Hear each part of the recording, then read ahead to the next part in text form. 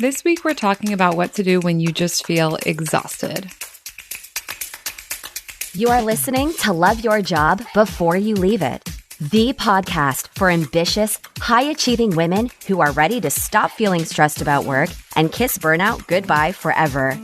Whether you're starting a business or staying in your day job, this show will give you the coaching and guidance you need to start loving your work today. Here's your host, career coach Corey Lynn. Hey, y'all. How are you this week? I am doing really well. As many of you know, I had a birthday recently, so that was pretty exciting. I had some fancy dinner. I had some glasses of fancy sparkle rosé. I had a really nice time. My girlfriend got me like 4 birthday cards and then presented them to me, and I had to like open them in order. She like hid them around the house. It was really wonderful. And I'm still like kind of feeling the glow of my birthday vibe. And then I have some other big news. So some of you may know this, some of you may not, but my girlfriend and I are planning on moving. It's been something we've been talking about for a while. So right now we live in Seattle, and listen, I love Seattle. There's so much that's amazing about Seattle. I've been here for, I think it'll be 11 years this summer.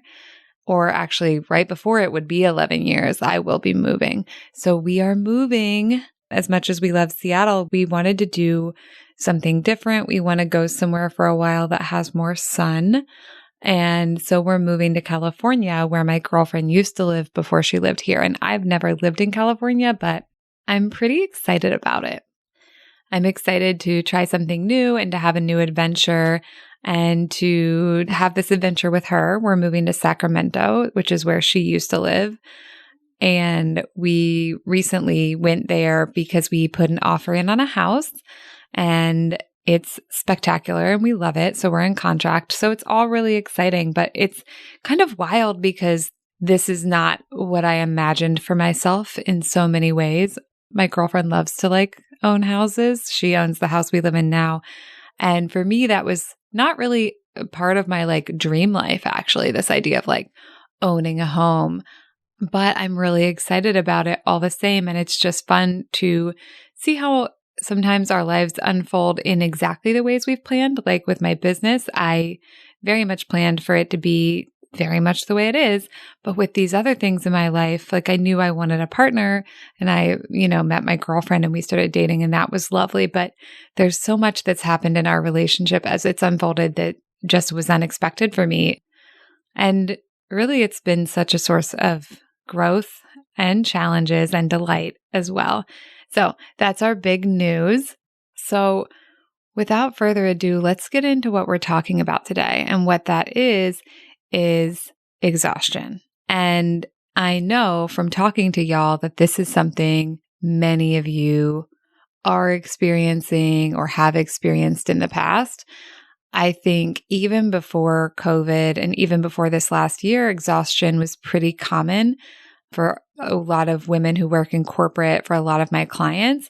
But I think especially with this last year, it's something that people are feeling in even more extreme amounts.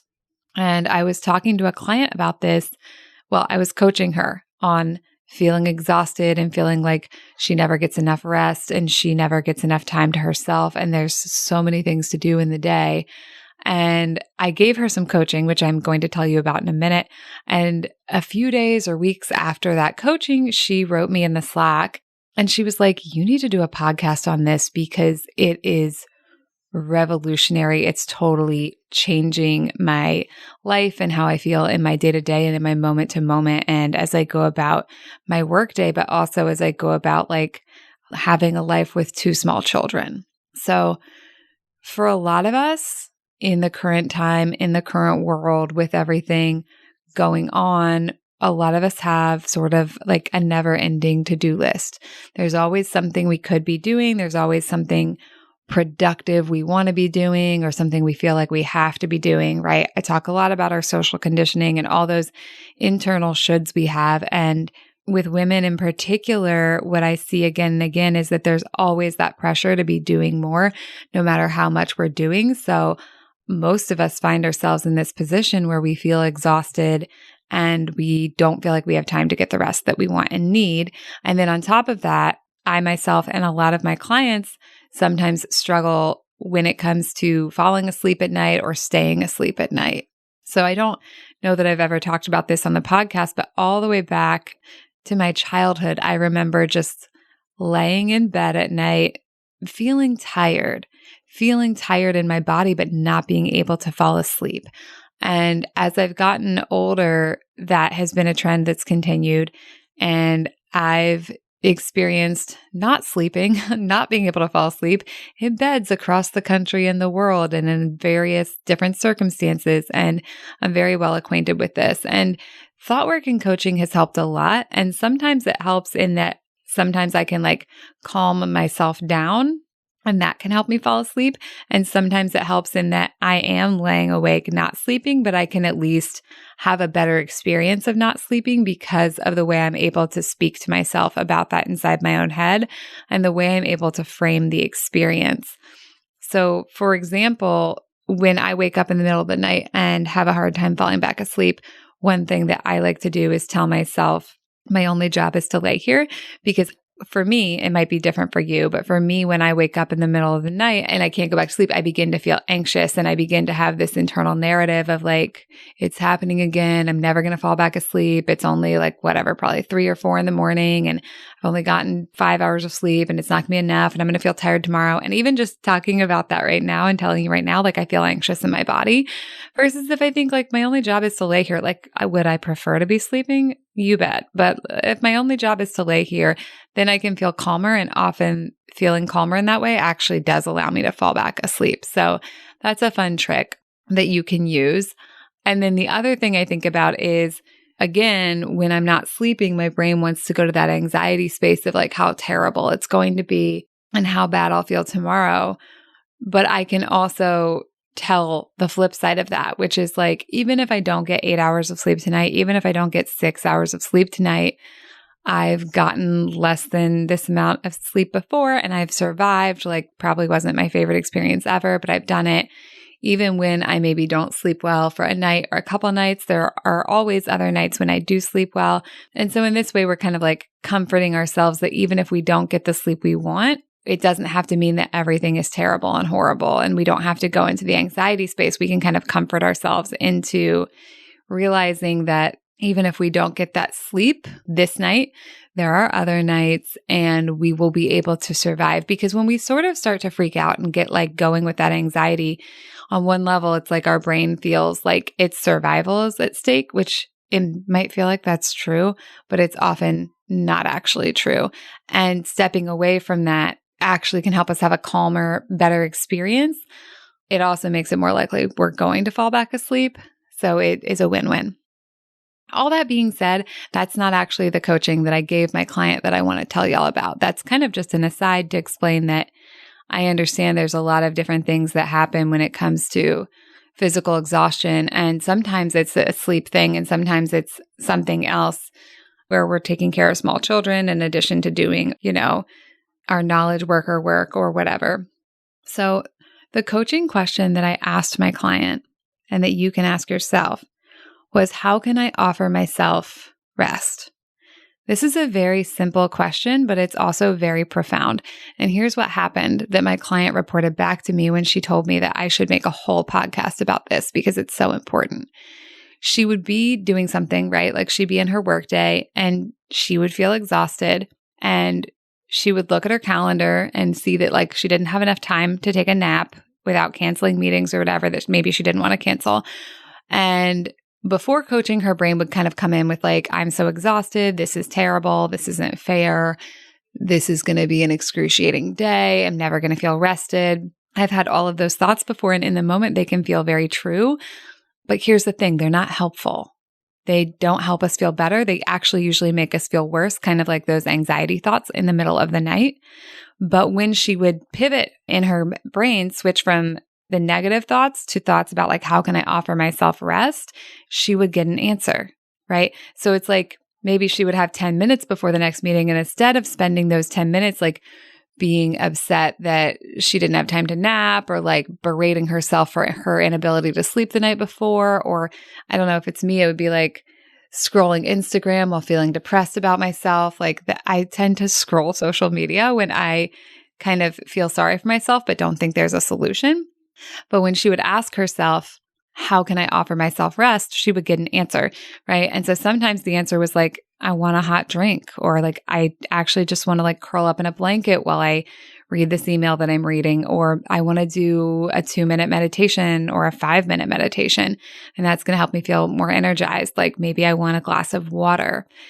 The point isn't exactly which thing it creates. The point is the switch in mindset from the focus on what's not working to the focus on what could be working and how we can take care of ourselves in that moment. So the overarching point of this isn't even the things that my client then chose to do. Like, I'm not necessarily saying like, hey, if you're tired, having a glass of water will solve that for you. It probably won't 100% solve it. It's more about making the switch internally, the mindset switch from this isn't working, I feel shitty, I'm never going to feel better. All those thoughts feel terrible. They usually actually make us feel more tired, and they maybe also create some self-pity, which, listen, there's nothing wrong with self-pity, but it's usually not helping us solve our problems. So we're switching from that over to something that is more helpful. That question, how can I offer myself rest? Which is like, yeah, even if it's not what we would ideally like, even if it's not taking a nap or having a body that falls asleep as soon as it gets in bed, which is what I've always wanted, but just not what I have in this lifetime. It's what can we give ourselves, right? And it's like what I'm always talking about, y'all, the switch in orientation from what's not working. Usually I say to what is working, but in this episode, we're talking about to what could be working. What could work for me? What could feel good to me? Let me take my confirmation bias away from all the ways in which this current moment isn't working for me, and let me use my confirmation bias to assume that there is something I could give myself that's going to help me feel rested. It's going to help me feel cared for. That's going to help me feel better in this moment. Now, obviously, this is not going to fix everything. Like, we still need to do work around like figuring out our schedules. And if we have too many things on our plate, maybe finding some things that we can delegate or stop doing or ask someone else to do. That's a topic for a different podcast, though. This podcast is about when we're in that moment where we don't have space for the kind of rest we truly want. What kind of rest can we offer ourselves? And listen, sometimes you are going to cancel a meeting. Like, you're allowed to do that.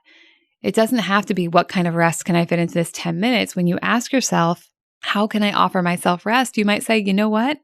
I actually don't need to go to that meeting. I can catch the replay. What's more important is to lay down for 30 minutes. Or what's more important is to go out and take a walk. Because interestingly, sometimes offering ourselves rest is offering ourselves movement. That's a weird one, but that works for me, right? And so actually you could even change the question from how can I offer myself rest to like, how can I offer myself care? How can I offer myself kindness even? I like rest because I think it helps your brain think about what would be restful in that moment. And if we're talking about exhaustion, restfulness is the antidote, but you can play around with this and figure out like what question is more helpful to you. And I want to say one final thing, which is that I think this is a tool that sounds too good to be true.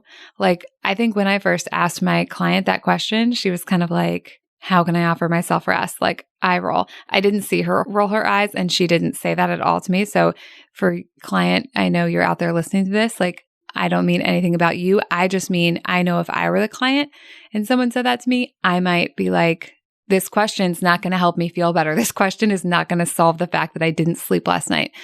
But what if it can help you feel better? Like, no, it might not solve that you didn't sleep well last night, but what if it can give you something? What if it can give you a little bit of a push in the direction you want to go? And it does. And it has. It did for this client. And like I said, she was so excited about it. She insisted I do a podcast, which I love that. And all of y'all can always invite me to do podcasts on anything you would like to hear from me about. But I really want to invite you to try this today or this week. If you are feeling exhausted, ask yourself, how can I offer myself rest right now? How can I offer myself rest in the time that I have? What would feel restful to me right now? while I believe firmly in and want to do the work for creating a world that has space for us to rest, sometimes it has to start with us. And sometimes that's the only place it can start. And even if the world wants to offer us rest, if we're not willing to take it, then we won't get it, right? And I know sometimes we want to rest at night when we're quote unquote supposed to, but things don't always go according to plan. Like that's not always going to be the way it is. So a question like this can help you handle the situation you're in when the situation you're in is not what you would like it to be. That's just part of life, y'all. Like, I wish I could make your lives always the way you want them to be. If I could do that, I would do that. But I can't do that. Shit will not always go according to plan, but you can always figure out ways to offer yourself rest, to offer yourself care, to offer yourself more of what you want. And then we can also go in to do the work to change the overarching structures, like to change the calendar, to change the schedule. Even when we do that, sometimes our bodies won't sleep at night. So this tool will always be useful, but like I just can't say enough how valuable it is, even if you also want to make larger changes in your life. Try it today and report back. Let me know how it goes for you. And if you love what I teach and you want some help taking things a little bit deeper and figuring out how this all applies to your own life, I've got good news for you. I've got space for a few new one-on-one coaching clients starting this month. So let's hop on a call. I'll give you some coaching right away to help you get going. And if it seems like a good fit, I will share with you how we can work together. Just head on over to my website and click on the Work With Me button and get started there. Also bonus, my coaching offering is totally virtual so as to better serve my global audience. And yes, I do work with people who are not native English speakers, and we've had great success doing that. There's even a testimonial on my website with someone in that category, so you can check that out on the testimonials page. All right, y'all, have a lovely week, and I will talk to you next time. Bye. Thank you for listening to Love Your Job Before You Leave It. We'll have another episode for you next week. And in the meantime, if you're feeling super fired up, head on over to CoreyLynn.com for more guidance and resources.